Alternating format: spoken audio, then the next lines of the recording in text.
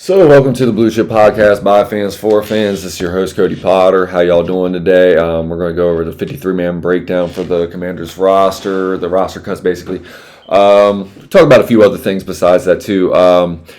Honestly, there were really no surprises to me so far. I think the one thing I would be more shocked is if we don't maybe make a move or two in the next coming days and it affect the 53-man roster for what we have right now.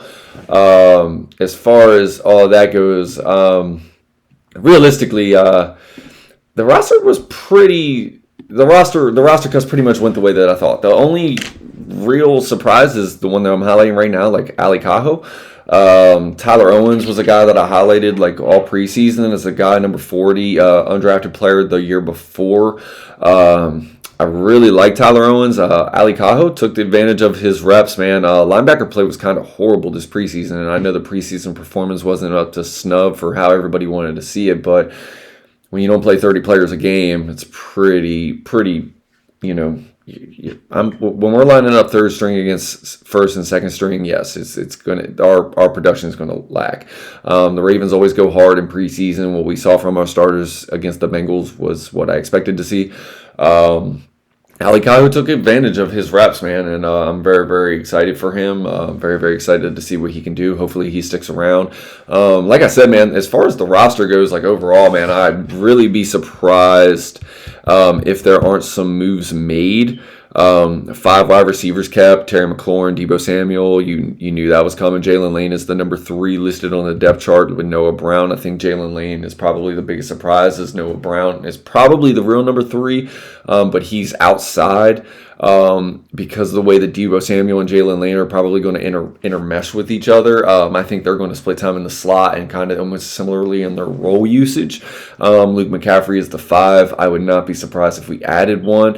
I know there's a name that people are, of course, going to know because he was a 3rd-round pick cut from the Jets, Malachi Corley. I'll just kind of shout him out because he fits the way that we use our wide receivers. But, I mean, are we going to start, like, what are we looking for from the wide receiver position? I mean, are we really just going to attack underneath and be that team where the Jalen Lanes, the Malachi Corleys, and Deebo Samuels, they are all kind of very similarly skill-setted, where we're going to make a lot of yards after the catch and things like that. Like, is that going to be the offense that we run? Is that how we really are looking to go forward? I think we need more, Noah Brown, of course, can take the top off the defense and things like that. Terry McLaurin can take the top off of the defense. It's what are we really getting out of this is basically what I'm saying. What are we going to show? What are we going to be?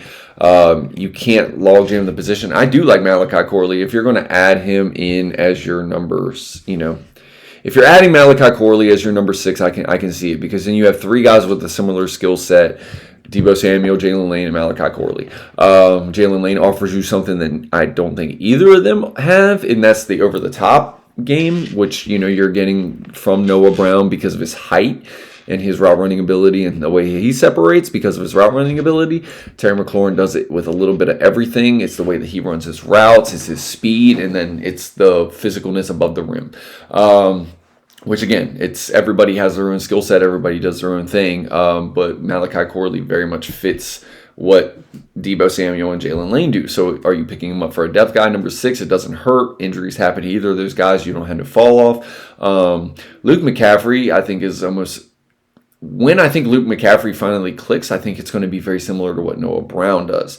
A bigger guy, breaks down very good, physically in his routes, better than most guys their size do, can make the tough catch, doesn't necessarily get elite level separation, but because of how hard they run their routes, they do separate, and then they have the body to box it out. I think Luke McCaffrey needs to improve on his physicalness at the catch point. It's something we haven't seen yet. It was something that I was concerned with coming out of Rice with only a year of wide receiver experience. He's now had a year in the NFL.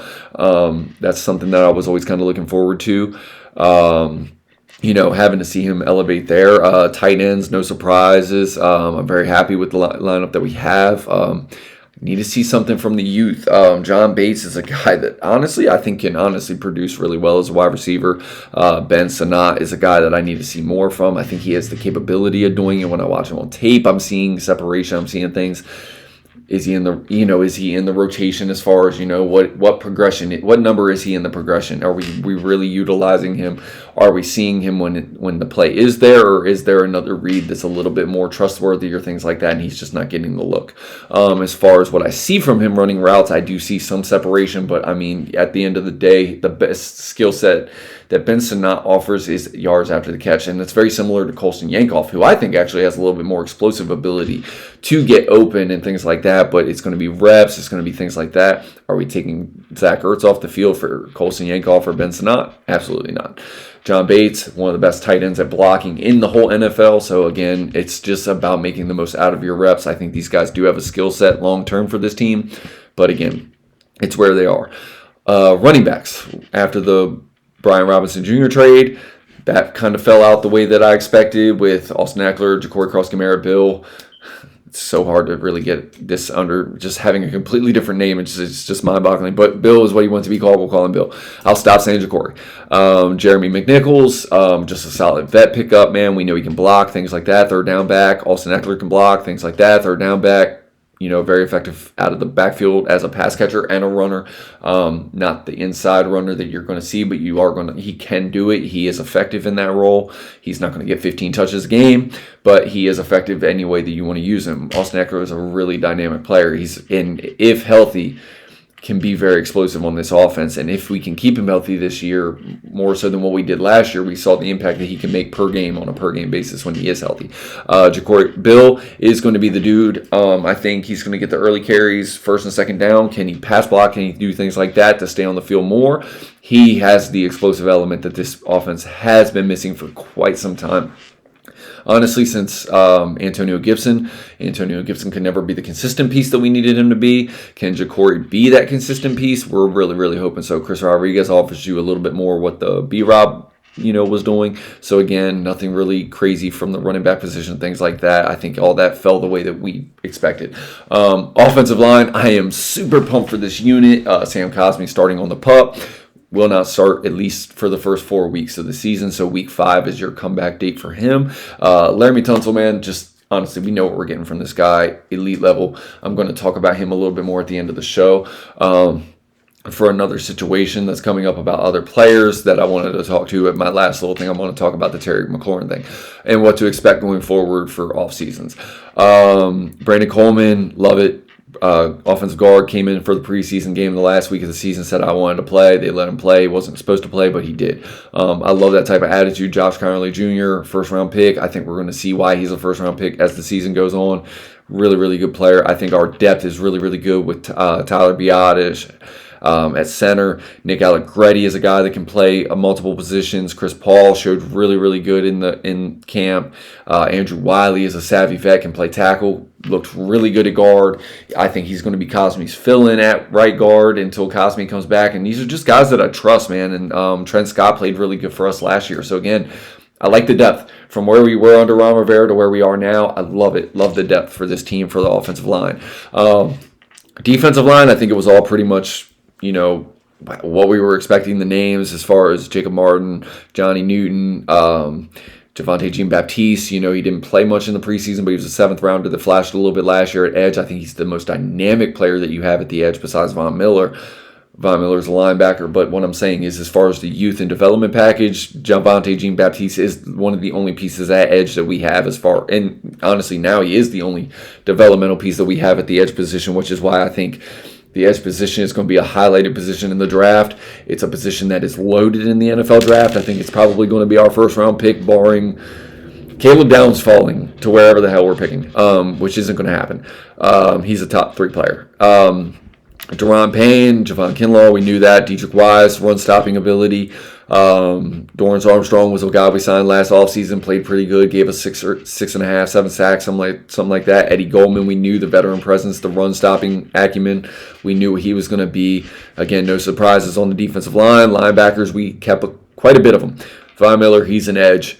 but we run multiple sets. We play nickel. We do a lot of things. We run 3-4. We run 4-3. They're all going to play. They're all going to see looks. Bobby Wagner, we know what Bobby is. Frankie Louvu, we know what Frankie Louvu is. Stud. These guys get after the passer. They are used multiple ways. Bobby Wagner is the consummate pro, first ballot Hall of Famer. Frankie Louvu is a force in every aspect of the game. He's all over the field, plays with his hair on fire. Jordan McGee is a guy that this team wants on the field. Finally got on the field against the Ravens. Didn't play a ton, but you knew he was on the field when he was on the field. That's what you wanted to see. We need to see this guy healthy in the regular season, man. This guy needs to be a force. He needs to stay healthy for this team. Show why he was a single digit at Temple. Temple tough type of player. I just want to see it for this guy, man. I want to see him put it together because this team wants him to be Frankie Louvu's replacement, or Bobby Wagner's replacement. So, honestly, man, I just want to see it come together for this guy, man. The injuries sucked last year. Let's see this guy put it together in the regular season on the field. 17-plus games this season, healthy. Let's see Jordan McGee get it because he has the skill set. And then we talked about Ali Kahu before the game, very early in the pod. And then Nick Bellore is a special teams ace. No surprise on the linebacker. We got quite a few of them. Will this all hold up? We were hearing yesterday about Noah Igbenam, he had a great camp. He's our last corner of the 5 that we kept. Jonathan Jones, Mikey Samer, still my dude. Trey Amos is a stud, and then Marshawn Lattimore, we all know I love him too. Our top 3 are, I love these guys.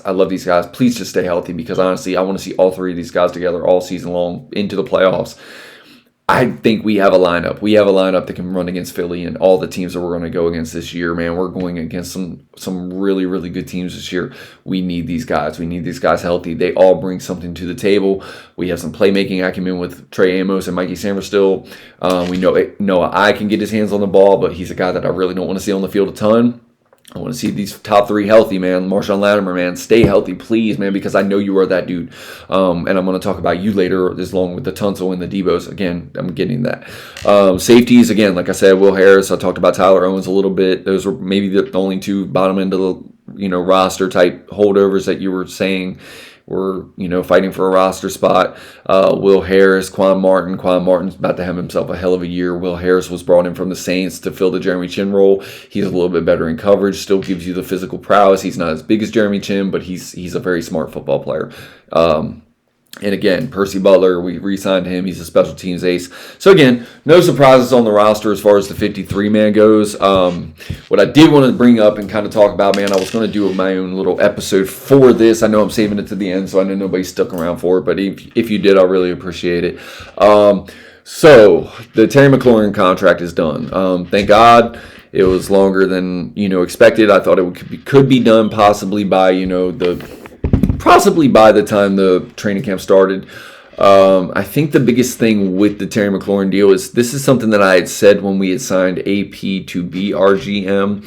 And this is something that I think is going to continue to be a thing. I'm just foreshadowing it because it's coming in. It's going to be a thing next offseason because we have these 4 guys. I've kind of brought it up over the course of talking about the Terry deal and things like that. Laramie Tunsil, Marshawn Lattimore, Daron Payne, and Deebo Samuel. These are 4 guys that are going to be staples on this team. And if we're going to elevate what we did last year as far as the performance in the run game on defense, the performance in the run game on offense, being more dynamic and being more creative with our play calling, more effective in our play calling as far as our screen game and the things like that we prioritize, we need these guys.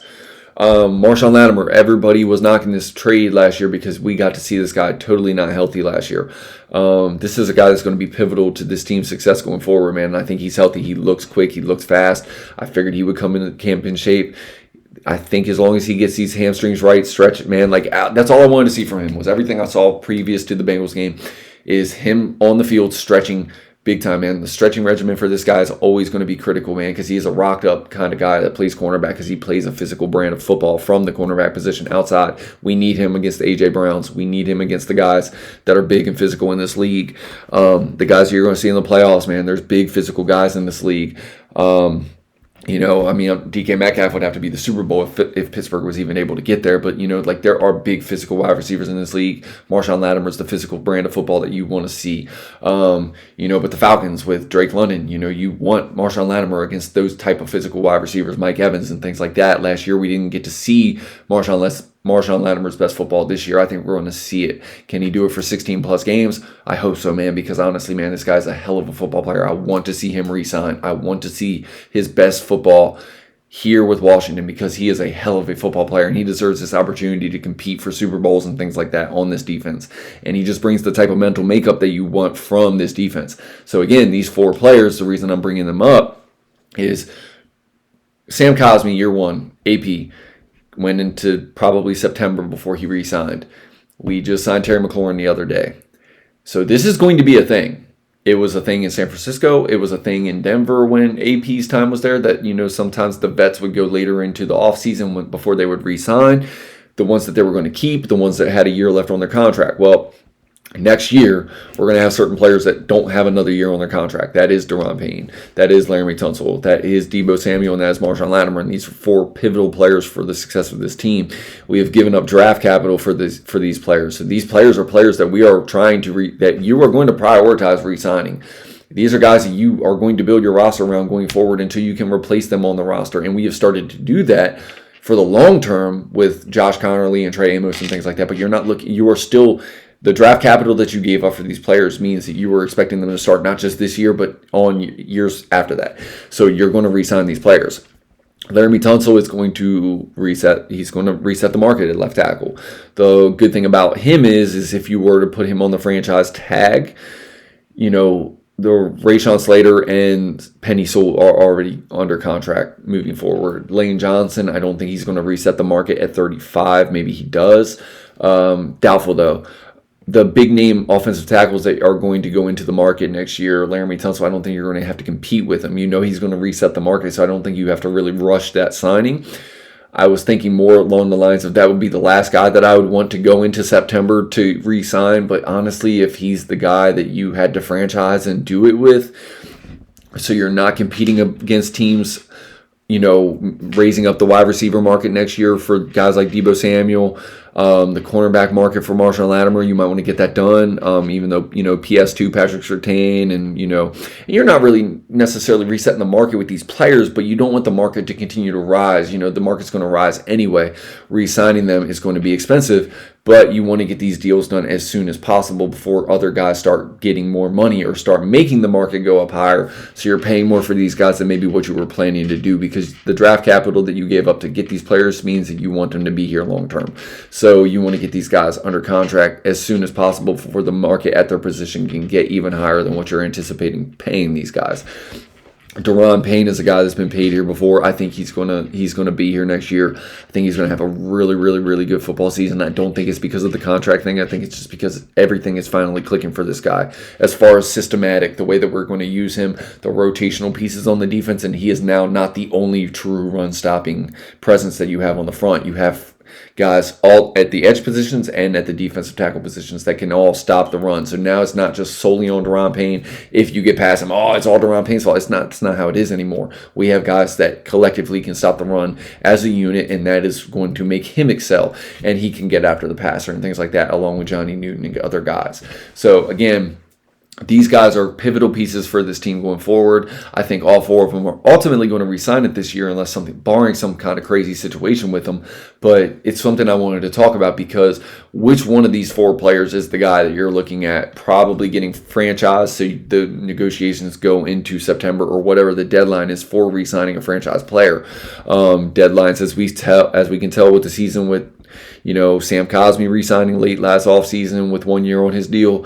Terry McLaurin this year with 1 year on his deal going into September. Do we have a franchise player going into next year, whether it's Laremy Tunsil, Deebo Samuel, Daron Payne, or whichever player that they can't get done before the deadline when the franchise tag has to be, done, that you don't want to let go into free agency, you don't want to bid against other teams with? These players, it's going to be critical for them. So this is going to be a thing going forward. Deadlines are going to, demand the deals get done, or you could see a player come into next year, with 1 year left on his contract that we're prioritizing getting done that might go into September and things like that. Will it be a holdout? Will it be a thing? You hope not. You hope it's not this, the Terry McLaurin situation, but I don't think it's going to be a player to the level of Terry McLaurin that ends up leading to this type of situation. So again, this was the Commanders, 53-man cut down. It's just something kind of giving you guys a prequel to, what's going to go on next offseason. But again, we got the season to look forward to. We don't have to talk about that anymore. That's why I wanted to get it done in this episode. A lot of exciting things to come. We're 2 weeks away from football. We got the Giants week 1. Got to beat the shit out of them. Honestly, man, fuck the Giants. Sorry, but, it's just how it is. I do not like the Giants at all. They're my least favorite team. If we beat them 2 times a year for the next 25 years, they would still be plus on us in the, all-time record against them. So, again, beat the Giants. I don't care. I don't care what they did. Jackson Dart, whoever they have, just beat them. I know it's going to be Russell Wilson starting, but again, just beat them. Just beat the Giants. Go out there. 2 weeks away from it. I expect us to beat the Giants.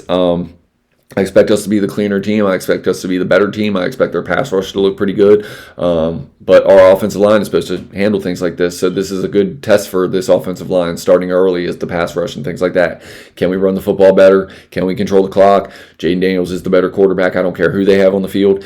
And just win the game. Win the game. Be the better defense. Be the tougher team. Be the all-around better team on offense and defense. Control the clock and be the more physical team. That's what I expect to see from this team. That's what I want to see from this team. And that's what I think we're really going to see from this team.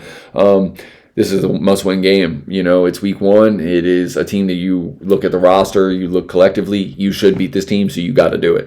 And I expect our team to be ready for that. I expect them to come out, and I expect them to handle the business. So, again, man, this is what I expect with this coaching staff going forward. This is what I expect systematically. It's what I expect from the players. Terry McLaurin's on the field now. It's not even a question anymore. So, not that it was for me for this game. Anyway, but again, thank you guys for checking out the Blue Chip Podcast by fans for fans. It's your host, Cody Potter, man. A lot of exciting things to come for this college football season. So if you guys check us out, man, I appreciate it. Again, have a blessed day and peace.